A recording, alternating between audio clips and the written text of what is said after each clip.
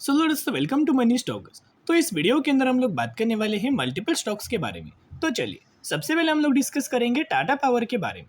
तो जहां अगर आप टाटा पावर के अंदर देखोगे तो 4.5% तक की जंप हमें देखने को मिला। बेसिकली जंप का पीछे एक बहुत बड़ा कारण था जो कि हमने प्रीवियसली बहुत बार दोस्तों डिस्कस किया था कि 4 जून आने से पहले अच्छी खासी रैली हमें मार्केट के अंदर देखने को मिल सकता है। मार्केट बहुत ज़्यादा वॉलेटाइल भी था, बीच बीच में गिरावट भी हमें देखने को मिल रहा था। लेकिन आज के दिन अगर आप मार्केट का परफॉर्मेंस देखोगे तो खुद मार्केट के अंदर इंडेक्स के अंदर ऑब्जर्व करेंगे तो निफ्टी 50 के अंदर भी कहीं ना कहीं 3% तक की जंप इंडेक्स के अंदर देखने को मिला। एंड बैंक निफ्टी के अंदर भी 3% तक का इंडेक्स के अंदर जंप आया। सेंसेक्स के अंदर भी जंप हमें देखने को मिला। ओवरऑल आज के दिन मार्केट के ही अंदर दोस्तों तेजी था, यानी कि कल के दिन भी बहुत ज़्यादा इंपॉर्टेंट दिन होने वाला है। रिजल्ट्स का दोस्तों कल के दिन एक इंपॉर्टेंट दिन है, तो कल के दिन भी मार्केट अच्छी खासी रैली हमें देखने को मिल सकता है, जिस वजह से जो मैक्सिमम कंपनीज प्रॉब्लम हमें फेस कर रहे थे, लगातार कंसोलिडेट कर रहे थे, गिरावट नज़र आ रहा था, उन सारे कंपनीज के अंदर आज के दिन भी हमें अच्छी खासी रैली आया। मैक्सिमम यानी कि 90% से भी ज़्यादा की जो कंपनीज थे ना, उन कंपनीज के अंदर 5% तक की तेज़ी, 7% तक की तेज़ी एंड 10% तक की तेज़ी भी हमें देखने को मिल चुका है। एंड मैक्सिमम जो जंप है वो हमें गवर्नमेंट कंपनीज के अंदर नज़र आ चुका है। तो करंट बेसिस के ऊपर टाटा पावर के अंदर इंपॉर्टेंट लेवल्स क्या है उसको भी डिस्कस करना बहुत ज़्यादा इंपॉर्टेंट क्या है, टेक्निकल व्यू कंपनी का कैसा है एंड ओवरऑल अपडेट्स के बारे में हम लोग जान लेते हैं। बेसिकली न्यूज़ की अगर बात की जाए तो आप सभी को पता होगा जिस तरीके से मैक्सिमम स्टेट्स का एंड मैक्सिमम सिटी का करंटली हो क्या रहा है दोस्तों, टेम्परेचर बहुत ज़्यादा ग्रोथ हो रहा है, टेम्परेचर बहुत ज़्यादा बढ़ रहा है। तो अगर टेम्परेचर बढ़ेगा तो हमने पहले भी डिस्कस किया था कि यहाँ पावर का बहुत ज़्यादा यूटिलाइजेशन होगा। लोग क्या करेंगे, एयर कंडीशनिंग यूज़ करेंगे, कूलर्स यूज़ करेंगे, फैंस यूज़ करेंगे, एसीज यूज़ करेंगे या फिर फ्रिज यूज़ करेंगे, जो कि रेफ्रिजरेशन आप या बोल सकते हो, राइट। तो इस तरीके से यूटिलाइजेशन पावर का बढ़ जाएगा। तो जिस हिसाब से पावर का अगर यूटिलाइजेशन बढ़ता है तो पावर का जो डिमांड है वो पीक लेवल पर दोस्तों चला जाएगा। एंड पावर का जो डिमांड है लगातार मैक्सिमम हाई हमें लगाया जा रहा है, यानी कि वेनसडे एक नया हाई कंपनी ने लगाया हुआ था, फिर थर्सडे के दिन भी नया हाई लगाया, फिर फ्राइडे के दिन भी पावर का एक पीक लेवल हमें न्यू ऐड होते हुए देखने को मिला।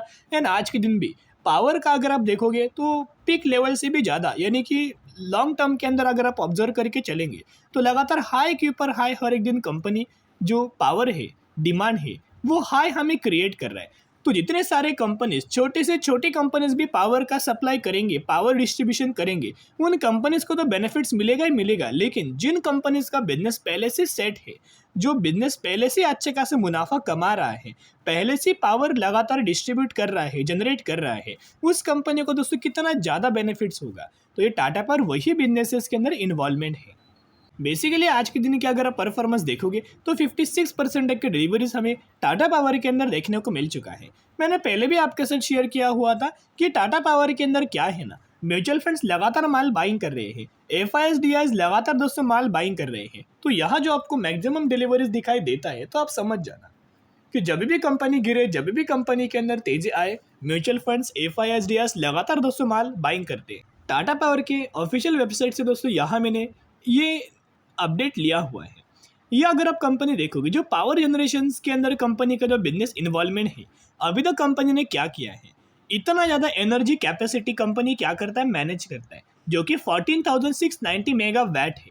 कितने ज़्यादा कस्टमर्स को सर्व किया हुआ है, 12.4 मिलियन कस्टमर्स को कंपनी ने अभी तक हमें सर्व किया है।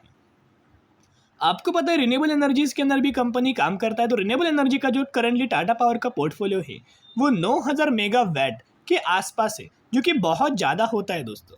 उसके साथ साथ कंपनी का जो सोलर सेल मैन्युफैक्चरिंग का जो प्लांट है उसकी कैपेसिटी अराउंड हमें 5,000 मेगावाट के आसपास देखने को मिल रहा है।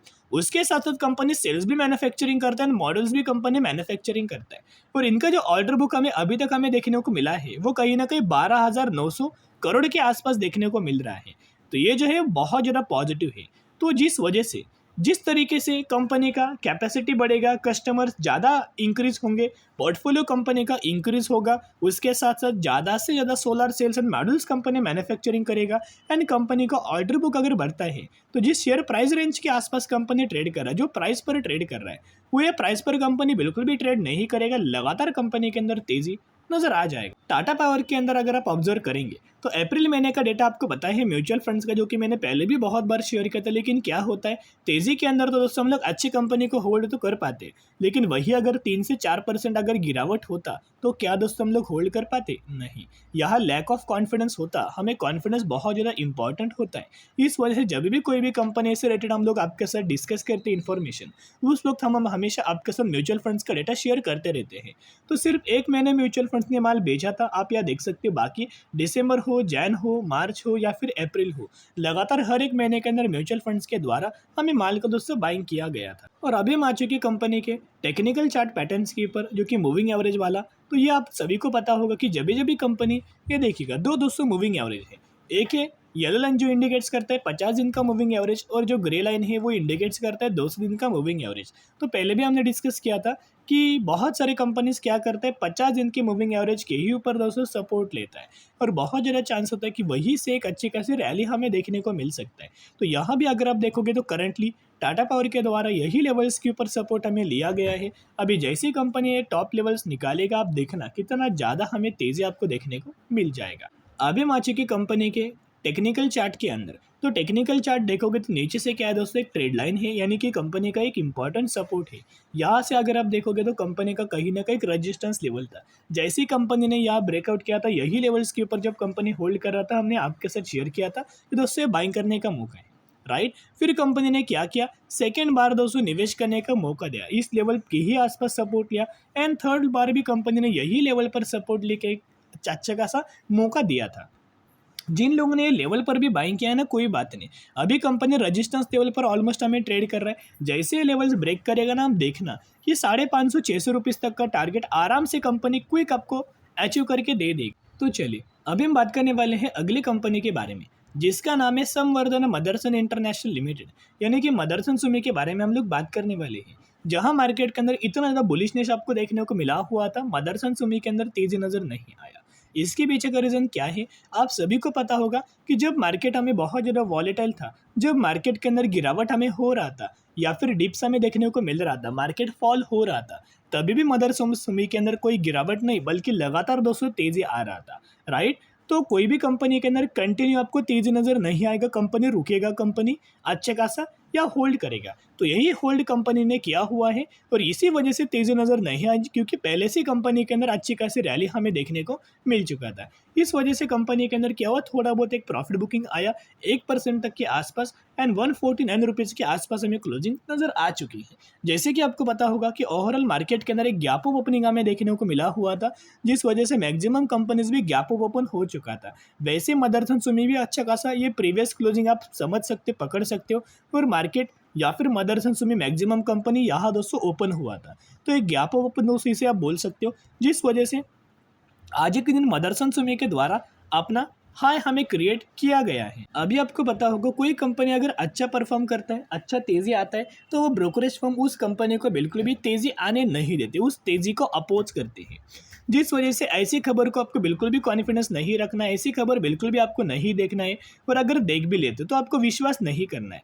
क्योंकि आप देख सकते हो 7 घंटे पहले हमें एक खबर आया हुआ था, इसके अंदर क्लियर कट बोला गया है कि जो मदरसन सुमी है, यानी कि ऑटो एसेसरीज वाली कंपनी है जो कि मदरसन सुमी, उनके अंदर एनालिस्ट का मानना है इनके द्वारा सेल रेटिंग दिया है, और इनका मानना है कि डाउन साइड 45% तक की गिरावट आ सकती है। फिर उससे आप मुझे ज़रूर कमेंट सेक्शन के अंदर बताना कि आपको क्या लगता है कि सच में मदरसन सुमी 45% तक का नीचे गिरेगा या फिर गिरावट नहीं आएगा। मैं दोस्तों एक पॉइंट शेयर करता हूँ, कंपनी का बिजनेस कैसा है, बहुत अच्छा है, कंपनी के पैरामीटर्स कैसे है, बहुत अच्छा है, कंपनी का टेक्निकल चार्ट कैसा है, वो भी बहुत अच्छा है। तो क्यों कंपनी गिरेगा दोस्तों, राइट। केपीआईटी के अंदर भी जो ब्रोकरेज फर्म होते हैं उनके द्वारा बोला गया था कि अगले 12 महीने में 50% गिरावट आएगा। क्या केपीआईटी के अंदर दोस्तों 50% गिरावट आए? नहीं दोस्तों। तो कभी भी ब्रोकरेज फर्म का आपको नहीं सुनना है, कभी भी इनका विश्वास नहीं रखना है, और कभी भी इनको फॉलो आपको नहीं करना है, क्योंकि इनका बहुत सालों पुराना हमें प्लान चलते आता रहता है। अभी इनका क्लाइंट्स का अगर आप दोस्तों डेटा देखोगे, तो जैसे मैंने आपके साथ शेयर किया कि ऑटो सेक्टर्स रिगार्डिंग ये कंपनी ऑटो एसेसरीज मैन्युफैक्चरिंग करते हैं।